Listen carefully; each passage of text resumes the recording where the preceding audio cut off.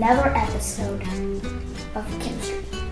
I'm hosting this Rodriguez from Making Math Easy, and today we're going to talk about ionic compounds, part 2. This part is basically going to be about polyatomic ions, and we're going to learn about what these are and how to deduce the formula and the name of these ionic compounds. A polyatomic ion, which you're going to see some of them in this chart right here, is basically an ion with more than one atom.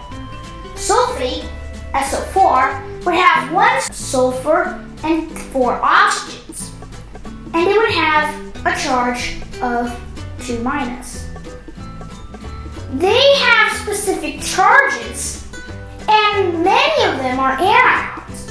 As you can see from the chart, the only cation shown here is ammonia.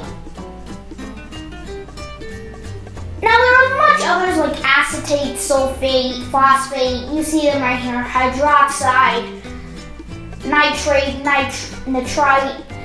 Well, they're all polyatomic ions. But keep in mind, you want to have this chart so that when you're dealing with a question, you can have that polyatomic ion in mind with their formula and their charge. Okay? Now we're going to talk about what these compounds are. So, let's say you have sodium and sulfate. Sulfate, having a 2 minus charge, would have to gain 2 electrons. Well, luckily, sodium only loses 1 electron, but having 2 of them gives sulfate the 2 necessary electrons to balance the charges. And thus the formula would be Na2SO4, since SO4 is the formula of sulfate. I'll show you how. So sodium has a 1 plus charge, and sulfate has a 2 minus charge. This means you can see that crisscrossing them will cancel out the 1, and you would have Na2SO4. So that's how you deal with these ionic compounds. Let's say potassium sulfate. So again, 2 potassiums are needed to balance the sulfate. Let's take another one. Magnesium hydroxide, for example. Now this one is tricky. So let's take OH, the formula for hydroxide, and Mg, the symbol of magnesium. So MgOH, we need 2 hydroxide ions, so we put actually OH in brackets in 2, which means we're multiplying O and H by 2. Now here's a common mistake. So MgOH in brackets 2 is the formula. But some people might like to write it as MgO2H2. H2O2. That would give you hydrogen peroxide. That's not a polyatomic ion anymore. Unfortunately, that changes the formula of the overall compound. You cannot change the subscripts when you're doing ionic compounds. This means that you have to keep OH the same. If you change it to OH2, it can be arranged to H2O, which is water.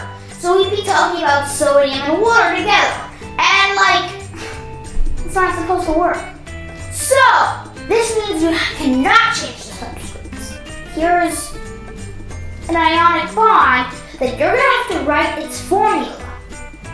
Aluminum sulfate. Your answer should be Al2SO4 in brackets 3. Crisscrossing the charges, there's no reducing, so you just leave the crisscrossed subscripts as they are.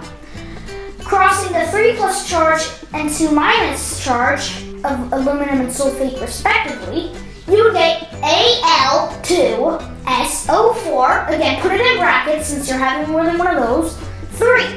Remember, you're not allowed to write it like this. Al2S3O12. You're not allowed to write it like that because the S3O12 is a completely different molecule. So SO4 has to be polyatomic ion, okay? It has to say like that. You have to put it brackets. There's no simplifying from there. You can't expand this 3 and multiply it over. In balancing equations, you'll have to multiply them to get the value, but I'm going to talk about that later in a completely different video.